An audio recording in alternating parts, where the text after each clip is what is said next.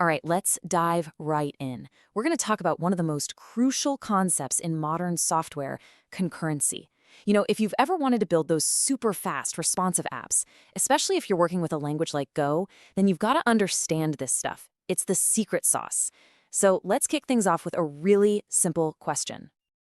Really think about it. Right now, on your machine, you're probably watching this, maybe downloading a file in the background, your chat notifications are pinging. How in the world does your computer juggle all of that without just completely melting down? It seems like magic, right? Well, it's not magic. It's concurrency. Okay, so to pull back the curtain on that magic, we've got to start with the basics, and that means getting our definitions right. We're talking about two words you hear all the time, but they're super easy to mix up: concurrency and parallelism. So, what's concurrency? It's really all about managing lots of tasks at once. The chef analogy here is perfect. Picture a single chef in a busy kitchen. He's chopping veggies, then he turns to stir a sauce, then checks a pot on the stove. He isn't doing all three things at the exact same millisecond, but he's making progress on all of them. He's dealing with multiple tasks in overlapping time. That's the key idea. Parallelism, now that's different. That's about execution. Forget the one busy chef. Parallelism is like having a whole team of chefs in the kitchen, each one working on a different dish at the exact same time. So concurrency is the structure, how you plan to juggle things. Parallelism is the execution, actually doing multiple things simultaneously. And, to get real parallelism, you need the hardware for it. You need multiple CPU cores. All right, so we've got the big ideas down. Now let's get a little more concrete. How does a computer actually do this stuff? Well, it all comes down to two fundamental building blocks: processes and threads. Okay, first up, a process. You can think of a process as a full-blown, independent program running on your machine. Like your web browser is one process and your code editor is another. They're totally separate. And the most important thing here is that they have their own private, walled-off memory. The browser can't mess with the editor's data and vice versa. They're isolated. Now, threads are a little different. They live inside a process. Think of all the tabs you have open in your browser right now. Each one is kind of like a thread within that one browser process. They're way more lightweight than a whole process. But here's the big deal, the thing you have to remember. All the threads inside one process share the same memory. This is what makes them so fast and powerful. But it's also where all the really tricky problems start. And if you're a Go developer, you're thinking about Go routines, right? Well, Go routines are even lighter than threads, but they face this exact same challenge of managing shared resources. So you might be asking, why go through all this trouble? Why is this so important? Well, the benefits are massive. First off, responsiveness. You ever click a button and the whole app just freezes? That's what multi-threading prevents. It keeps your UI snappy. Second, pure performance. If you have a machine with 8, 16, or more cores, threads let you use all that power for heavy-duty calculations. And finally, it's just plain efficient. Spinning up a new thread is way, way cheaper and faster for your operating system than starting a whole new process. Okay, so we've established that threads are awesome, but that shared memory thing, it's a minefield. Seriously, if you just let a bunch of threads run wild and change the same data whenever they want, you get complete and utter chaos. So we need some rules. We need a way to coordinate. We need synchronization. And this leads us to what is basically the central problem in concurrent programming. It's called the critical section problem. A critical section is just any chunk of your code that touches some shared data, like reading or writing a variable that multiple threads can see. The problem is, how do we make sure only one thread is running through that code at any given moment? It sounds simple, but solving it is everything. Well, the most basic tool we have to solve this is a lock. And the analogy here is perfect. Think of a single-stall bathroom at a coffee shop. It has one key. The first person, or thread, that gets there grabs the key, locks the door, and does their business. If anyone else shows up, they have to stand in line and wait. They can't get in until the first person comes out and puts the key back. Now, the most common type of lock you'll see is called a mutex. It's short for mutual exclusion, which is just a fancy way of saying only one at a time. A mutex has one really important rule. The thread that locks it is the only one that can unlock it. You can't have one thread grab the key and another one put it back. This is a strict ownership thing. And for you Go developers out there, this is exactly what sync.mutex does. It's probably the first synchronization tool you'll reach for. But what if you don't have just one bathroom? What if you have a bunch of identical resources? Maybe you have a pool of database connections? That's where a semaphore shines. A semaphore isn't a single key. It's more like a key rack at a gym with, say, 10 locker keys. The first 10 people can grab a key and use a locker. When the 11th person shows up, they have to wait until someone finishes and returns a key to the rack.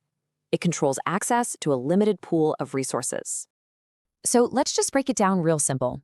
A mutex is for protecting one single thing.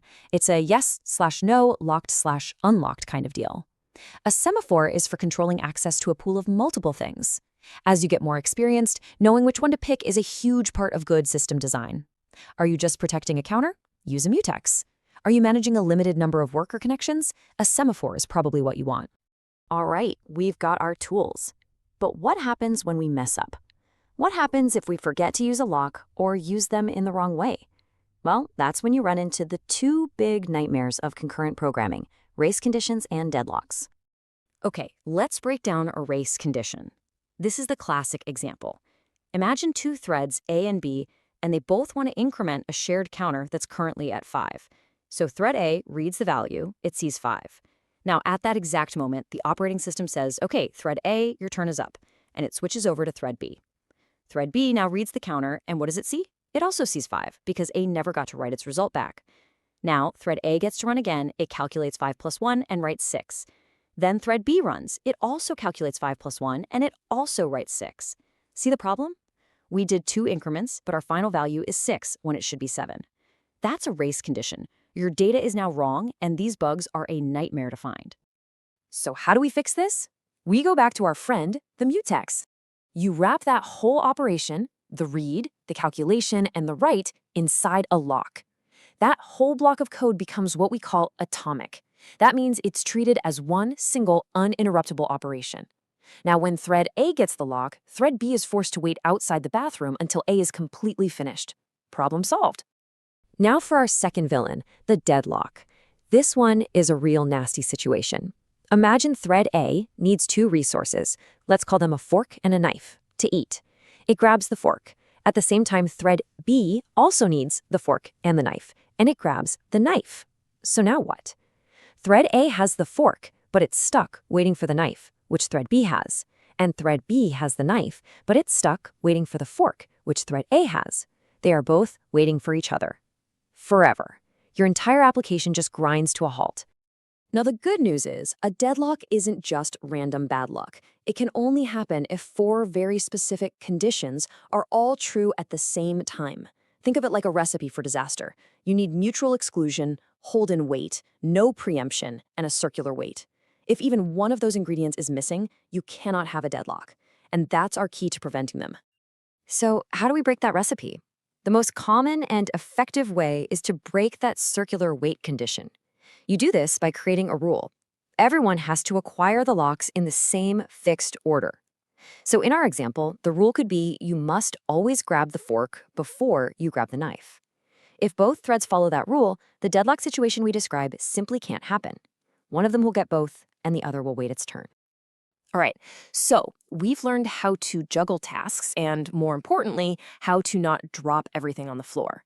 Now let's talk about being smart and efficient. While in Go, it's famously cheap to spin up Go routines, in many other languages and systems, we use a super important pattern for performance called a thread pool. See, creating a new thread and then tearing it down over and over again has a cost. It's overhead. A thread pool is a brilliant solution.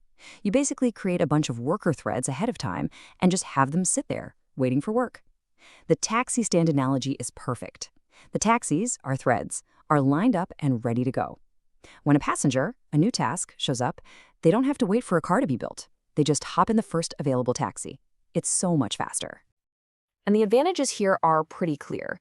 First, you get a big performance boost by avoiding that constant creation and destruction cost.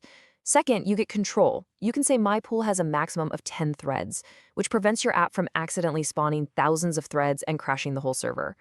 And maybe best of all, it makes your own code simpler.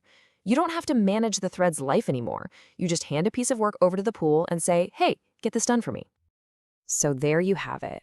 We've gone from the basic idea of concurrency all the way to synchronization tools like Mutexes, the dangers of deadlocks, and smart patterns like thread pools. These aren't just abstract computer science topics. These are the fundamental principles you need to write robust, high-performance software, especially in Go with its amazing support for Go routines and channels. You now have the first principles and the tools. The real question is, what are you going to build with them?